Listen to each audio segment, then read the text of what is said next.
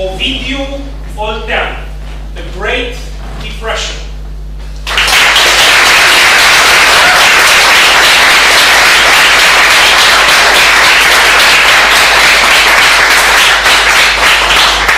The Great Depression, Ovidiu Oltean.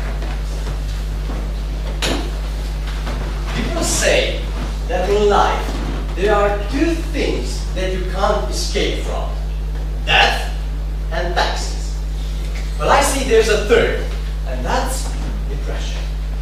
Sooner or later in your life, you will feel miserable.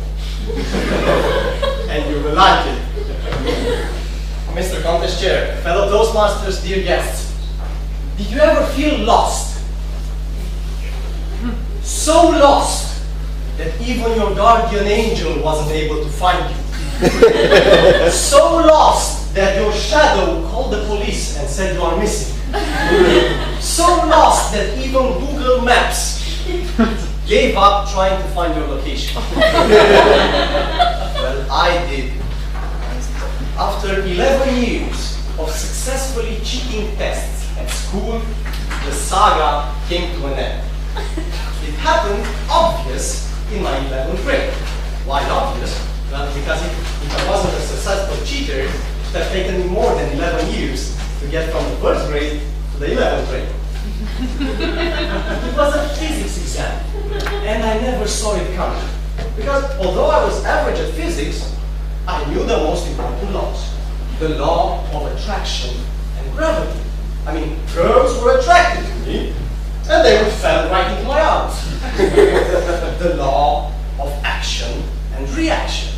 I wrote girls' love letters, just like a baby public speaker that I was, and they would respond with hugs and kisses.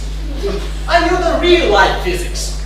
Who cares about two cars that go from point A to point B with 150 kilometers per hour? That's speed, by the way. So, there I was, in my bench, photo reading the manual and fast typing the solution, when I was interrupted by this squeaky voice.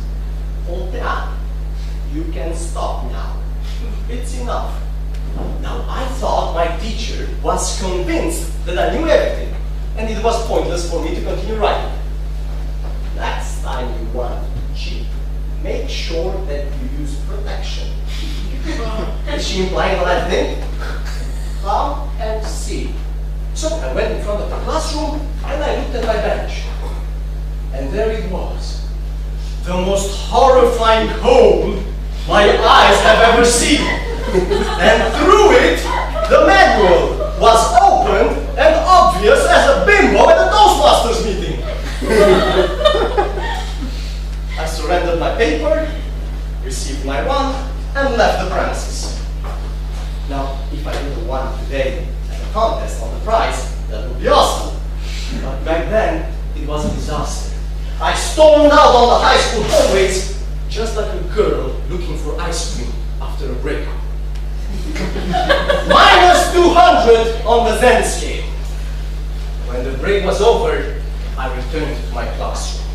And with all the fury that I collected, I poked the classroom door, teleporting a piece of it in the middle of the room. Ever since then, I am still remembered as the boy broke down the door without having the intention of entering the room. It was the spark that ignited my depression. I was a 10 student that lost the zero. During those days, the only thing I could think about was that I will end up as a homeless person and I will starve to death. And for a Taurus, that's the worst way to die. So I decided I will not let death win on its terms. So for the following months, I planned my suicide, which was pretty difficult because, like I said, I was bad at physics and at chemistry. Now, I couldn't calculate if the rope would resist if I decided to hang myself with it, or if the pesticide would kill me or just the germs in my stomach.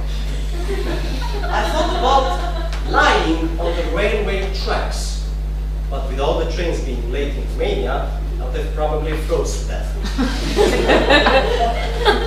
4 months later, I refused to celebrate my 18th birthday because I thought that the candles would refuse to light up for me.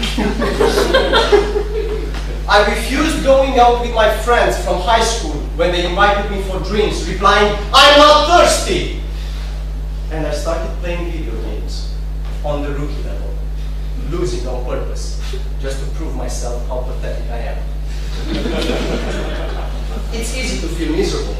The problem is when you meet another miserable person. Because no one can be as miserable as you. No one has bigger problems than yours. No one's life is crueler than yours.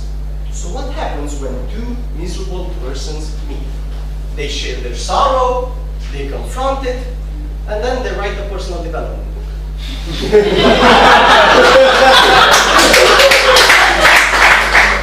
I have to admit I was enjoying my misery. And I projected my future as black as a donkey's butt. But the same way the depression appeared, so it vanished. It happened during my 12th grade, when I was preparing for my graduation exam, developing a system that would help me pass the baccalaureate without too much fuss. When I was introduced to this girl, who heard about my James Bond skills and wanted me to help her. It was love at first sight. She stole my heart, and I stole her phone number. During the remaining of the year, I didn't study anything, and I didn't use the system I created to cheat on the baccalaureate. I just spent my time madly in love with this girl. And guess what? I got the highest second grade in the entire high school. How? I don't know. I think it has something to do with being in love and spreading the love and letting the universe love you back. You want high grades in school? Get a girlfriend and love her. You want a successful business? Get a wife and love her. You want to reach your full potential as a human being? Get a Toastmasters mentor and love her. My friends, during your life, you will feel miserable. You will get lost. But if you look deep inside you, you will find the answer. And that is to lose yourself in love. Mr. Concursul.